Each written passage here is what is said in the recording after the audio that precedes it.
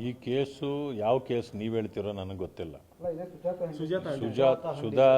ಸುಜಾತ ಹಂಡಿಯವರದು ಅವ್ರನ್ನ ಅರೆಸ್ಟ್ ಮಾಡಲಿಕ್ಕೆ ಏನು ಕೌನ್ಸಿಲರ್ ಅವರು ಕಂಪ್ಲೇಂಟ್ ಕೊಟ್ಟರು, ಇನ್ಸ್ಪೆಕ್ಟರ್ ಅವರು ಸುಮಾರು ಜನರನ್ನು ಕರ್ಕೊಂಡೋಗಿ ಅವ್ರನ್ನ ಅರೆಸ್ಟ್ ಮಾಡಲಿಕ್ಕೆ ಹೋದಾಗ ಆಗಿರ್ತಕ್ಕಂಥ ಘಟನೆ ಎಂಥದ್ದು ಅನ್ನೋದನ್ನು ಪೊಲೀಸ್ನವರು ಇನ್ವೆಸ್ಟಿಗೇಷನ್ ಮಾಡಿ ಹೇಳಬೇಕು.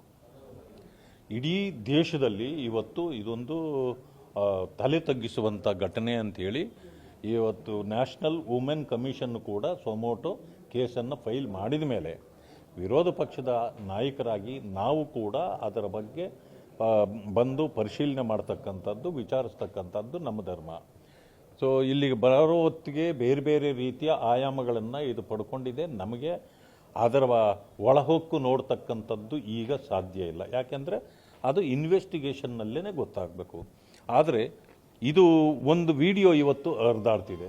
ಇದು 3-4 ವರ್ಷಗಳ ಹಿಂದುಗಡೆ ಯಾವತ್ತು ಇವರು ಕೌನ್ಸಿಲರು ಮತ್ತು ಹಂಡಿಯವರು ಇಬ್ಬರು ಒಟ್ಟಿಗೆ ಇದ್ದರು ಆವತ್ತೇ ನಡೆದಿರ್ತಕ್ಕಂಥ ಘಟನೆ ಅನ್ನೋದು ಈಗ ಹೊರಗೆ ಬರ್ತಾ ಇದೆ.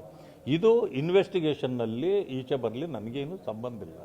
ಆದರೆ ಮಾನವೀಯತೆಯ ದೃಷ್ಟಿಯಿಂದ ಅವರಿಗೆ ಮೊನ್ನೆ ಆಗಿರ್ತಕ್ಕಂಥ ಘಟನೆ ಇಡೀ ರಾಜ್ಯ ಮತ್ತು ರಾಷ್ಟ್ರದಲ್ಲಿ ಮರ್ಯಾದೆಯನ್ನು ಕಳ್ಕೊಳ್ತಕ್ಕಂಥ ಪರಿಸ್ಥಿತಿಯನ್ನು ಉದ್ಭವ ಮಾಡಿದೆ. ಆ ಕಾರಣಕ್ಕೆ ಅದು ಇನ್ವೆಸ್ಟಿಗೇಷನ್ ಆಗಬೇಕು ಅನ್ನೋದು ನಮ್ಮ ವಾದ ಇದೆ.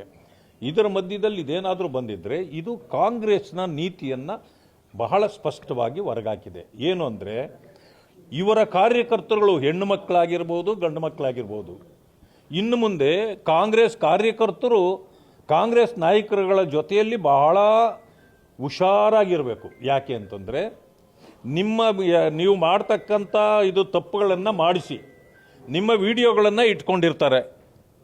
ತಕ್ಷಣ ನೀವೇನಾದರೂ ಪಾರ್ಟಿ ಬಿಟ್ಟ ಮೇಲೆ ಅಥವಾ ಏನಾದರೂ ಅವರ ವಿರುದ್ಧ ಮಾತಾಡಿದ ಮೇಲೆ ಹೊರಗಾಕ್ತಾರೆ ಅನ್ನೋದು ಈಗ ಸ್ಪಷ್ಟ ಆಯಿತು.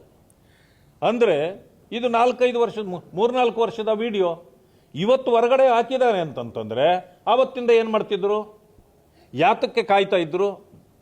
ಅಂದರೆ ನಿಮ್ಮ ಗೌರವವನ್ನು, ಘನತೆಯನ್ನು ಕಳೀತಕ್ಕಂಥ ಕೆಲಸವನ್ನು ಕಾಂಗ್ರೆಸ್ ನಾಯಕರು ನಿಮ್ಮ ವಿಡಿಯೋಗಳನ್ನು ಇಟ್ಕೊಂಡು ನಿಮ್ಮನ್ನು ಬ್ಲಾಕ್ ಮೇಲ್ ಮಾಡೋ ಕೆಲಸವನ್ನು ಮಾಡ್ತಾರೆ. ಅದೇ ಒಂದು ಬ್ಲಾಕ್ ಮೇಲ್ ಕೆಲಸ ಇದು. ಕಾಂಗ್ರೆಸ್ಸಿನ ಕಾರ್ಯಕರ್ತರಿಗೆ ನಾನು ಎಚ್ಚರಿಕೆ ಕೊಡ್ತೇನೆ, ನಿಮ್ಮ ಪಕ್ಷದಲ್ಲಿ ನಿಮ್ಮ ಪರಿಸ್ಥಿತಿ ಏನಿದೆ, ನೀವು ಏನಾದರೂ ಎಲ್ಲಾದರೂ ತಪ್ಪು ಮಾಡಿದರೆ ನಿಮ್ಮ ವಿಡಿಯೋಗಳು ಕೂಡ ನಿಮ್ಮ ನಾಯಕರು ಇಟ್ಕೊಂಡು ನೀವು ಯಾವತ್ತೋ ಬೇಸರ ಆಗಿ ಪಕ್ಷ ಬಿಟ್ಟಿದ್ದ ದಿವಸ ಅದನ್ನೆಲ್ಲ ಹೊರಗಡೆ ಬಿಡ್ತಾರೆ. ಹುಷಾರಾಗಿ ಇರಿ ಅಂತ ನಾನು ಎಚ್ಚರಿಕೆ ಕೊಡ್ತೇನೆ. ಪ್ರತಿಭಟನೆ ಮಾಡ್ತಿದ್ದೀರಿ ಸರ್, ಏನು ಬೇಡಿಕೆ ಸರ್? ಪ್ರಮುಖ ಇಡೀ ರಾಷ್ಟ್ರ ತಲೆ ತಗ್ಗಿಸುವ ಕೆಲಸ ಆಗಿತ್ತು ಅರೆಸ್ಟ್ ಮಾಡಿದಾಗ. ಅದರಿಂದಾಗಿ ಇವತ್ತು ನ್ಯಾಷನಲ್ ವುಮೆನ್ ಕಮಿಷನ್ನು ಕೂಡ ಸೊಮೋಟೋ ಕೇಸನ್ನು ಫೈಲ್ ಮಾಡ್ಕೊಂಡಿರೋದ್ರಿಂದ ನಾವಿವತ್ತು ಅದರ ಸಾಧಕ ಬಾಧಕಗಳು ಏನು, ಯಾರು ಮಾಡಿದರು, ಯಾಕೆ ಮಾಡಿದರು, ಅವತ್ತಾಗಿದ್ದೇನು, ಇದು ಹೊರಗಡೆ ಬರಬೇಕಾಗಿದೆ. ಅದಕ್ಕೆ ಇವತ್ತು ಆ ಪ್ರೊಟೆಸ್ಟನ್ನು ಮಾಡಬೇಕು. ಅವರು ಯಾರು ಅದರಲ್ಲಿ ಇನ್ವಾಲ್ವ್ ಆಗಿದ್ರು ಪೊಲೀಸ್ನವರು ಎಲ್ಲರೂ ಕೂಡ ಅವರನ್ನು ಸಸ್ಪೆಂಡ್ ಮಾಡಬೇಕು, ಇಲ್ಲ ಅಥವಾ ಟ್ರಾನ್ಸ್ಫರ್ ಮಾಡಬೇಕು ಅನ್ನೋದನ್ನು ಕೇಳಿದ್ವಿ. ಎರಡು ಬೇಡಿಕೆ ಇಟ್ಟಿದ್ರಿ, ಅವೆರಡು ಬೇಡಿಕೆಗಳನ್ನ ಪೊಲೀಸರು ಪೂರೈಸಿದ್ರು. ಅರೆಸ್ಟ್ ಮಾಡ್ಬೇಕಂತ ಒಂದಿತ್ತು, ಆಮೇಲೆ ಸಸ್ಪೆಂಡ್ ಟ್ರಾನ್ಸ್ಫರ್ ಮಾಡ್ಬೇಕಾದ್ರೆ ಎರಡೂ ಆಗಿದೆ. ಈಗೇನು ಹೋರಾಟ ಮತ್ತೆ ಅಲ್ಲ, ಅವರು ಒಬ್ಬರೇ ಮಾಡಿರಲ್ವಲ್ಲ, ಪೊಲೀಸ್ ಇನ್ಸ್ಪೆಕ್ಟರ್ ಒಬ್ಬರೇ ಇದ್ದಾರಾ? ಹಾಗಿದ್ರೆ ಕಮಿಷನರ್ ಅವರು ಹೇಳಿ ಅವರೊಬ್ಬರೇ ಇದ್ರು, ಯಾರೂ ಇರಲಿಲ್ಲ, ಇದು ಯಾರಿಗೂ ಬೇರೆ ಸಂಬಂಧ ಇಲ್ಲ ಅಂತ ಹೇಳಿ ಅವರು. ನಾವು ಕೇಳ್ತಕ್ಕಂಥದ್ದು ಯಾರ ಬ್ಯಾಕ್ಗ್ರೌಂಡ್ ಏನಿದೆಯೋ ಪ್ರಶ್ನೆ ನಂತರದ್ದು. ನಮಗೆ ಅವತ್ತು ನಡೆದ ವಿಚಾರ ಏನಿದೆ, ತಲೆ ತಗ್ಗಿಸುವಂಥ ವಿಚಾರ ಇದೆ. ಅದಕ್ಕೆ ಅವರು ಉತ್ತರ ಕೊಡಬೇಕಾಗಿದೆ, ಇನ್ವೆಸ್ಟಿಗೇಷನ್ ಆಗಬೇಕಾಗಿದೆ. Thank you sir.